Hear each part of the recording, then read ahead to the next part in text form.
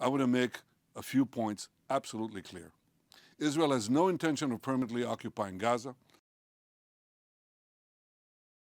or displacing its civilian population. A residential area consisting of more than 50 houses. This square was highly populated by residents and internally displaced people. Israel is fighting Hamas terrorists, not the Palestinian population. Eyewitnesses told CBS News Israeli forces opened fire as people crowded around the convoy carrying basics like flour. And we are doing so in full compliance with international law.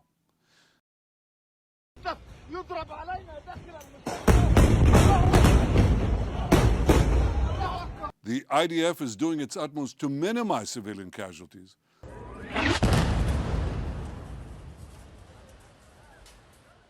The IDF urges Palestinian civilians to leave war zones by disseminating leaflets, making phone calls, providing safe passage corridors. The leaflet dropped on December 18th lists, in addition to El Zuhur, El Shabura, and Tal El Sultan as safe zones. Our investigation reveals that the IDF targeted those three areas after it told residents to head there. Yoav Gallant says there's a safe zone which is located in Al-Mawazi, where there will be no strikes and anyone there will be in a safe place.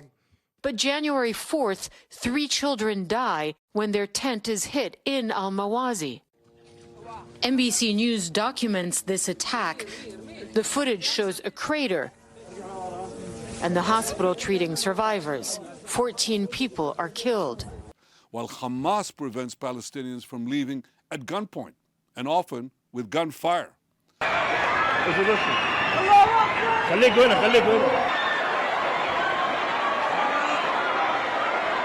Our goal is to rid Gaza of Hamas terrorists and free our hostages. 3 hostages tried to survive before being mistaken for Hamas terrorists and accidentally shot and killed by Israeli soldiers.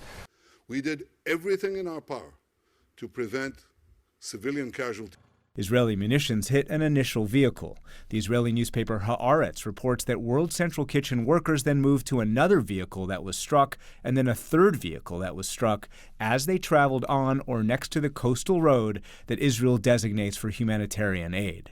But I can tell you categorically, there is no army in the world that acts in a more moral fashion than the army of Israel.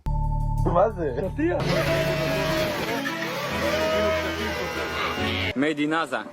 Made in Gaza. And we will ensure that Gaza never poses a threat to Israel again.